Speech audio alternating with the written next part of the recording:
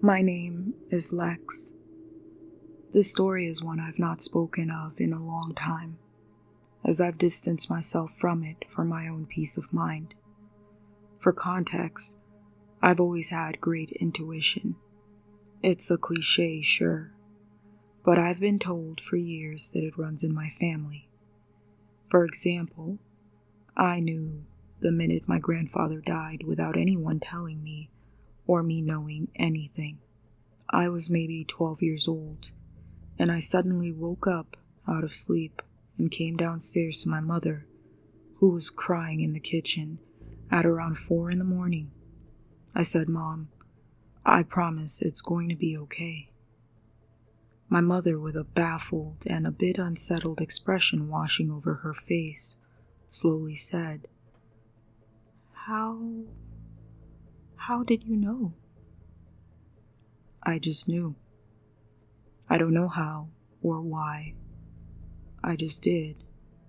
Ever since then, I've always listened to my intuition. Flash forward a few years and I'm out of community college at 20, unable to use my degree, so I'm working to make a means. It was a sunny and blisteringly hot day at my auto lube job. It was particularly busy with no AC units inside the bay. My coworkers and I were all drenched in sweat and working our asses off to get cars in and out as per usual. In the moments where the cars stop coming in, I sit down with my boss Kent, a long-haired skinny man with a burly beard and strong hands that were worn from years of labor, to talk about anything from life to current events in the world. Now, normally, there is always a consistent hum of machines, such as the air compressor in the background and the occasional breeze blowing through, birds chirping outside, and people talking across the street. The garage doors are open all day till closing time, giving way for lots of sounds. The reason I mention this is because the second a worn and dirty white 78 Mercury Marquis pulled up to the doors, all sounds stopped. My boss and I instinctively looked to the car as it slowly runs over the bell. Eerily, it rings. Once, then twice, piercing the dead silence. Then as we guide the car in, that is when I see her face. Frozen, dressed in a red and brown stained nightgown.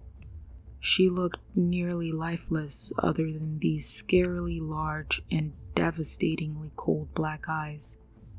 They were all consuming, as if they were violently leeching out life from not only herself but her surroundings.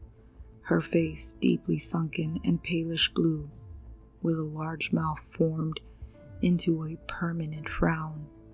She looked inhuman. Her movements were slow but erratic. I met her eyes and instantly my gut screamed and writhed at me, words repeating in my head, "This is wrong. Something is very wrong," over and over and over. She twists her long and wrinkled face into a large, sickening grin when our eyes finally meet. Her stare gaining intensity, she watched my every single move. Call it fight or flight, but I broke free from the stare and nervously asked someone else to finish her car. Meanwhile, wherever I went in the shop, her terrifying gaze and massive curled grin followed me, even her neck turning, so wildly inhuman to watch me. They were burning into my skin every time I thought she was done. There her face was again, cold, so cold, is all I could feel, all I could think. I was becoming nauseous and started shivering despite the blazing heat from the sun. As she goes to leave, or rather it goes to leave, it raises a long, skinny and skeletal finger and motions for me to come close. Fear striking me, I gasp and turn away quickly, asking Kent to see what she wants. He says lightheartedly, "What are you freaking out about? She's just waving goodbye. She's so chatty, I honestly couldn't get away from her." He chuckles, placing his hand on his hips as he watches her leave. I cautiously turned to look one more time, and what I saw sent me into a confused panic. In that same car sat a sweet-looking elderly woman, dressed in her Sunday's best, a yellow cardigan and floral dress, her round face smiling sweetly at Kent as she waves. But those eyes, they were the same. She looked at me once more, sporting a devilish grin. She said, "God bless, dear." I did a double take, frozen in a state of shock, and watched the now white, pristine car drive away. "Oh, that's right," Kent energetically says.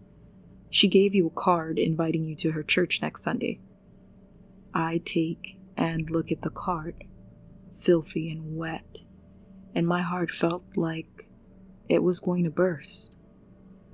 In harshly written form, it read, "I know, I know, I know, I know, I know, I know, I know what you are. Don't forget, I can see you. We are the same. I won't leave, and you can't make me."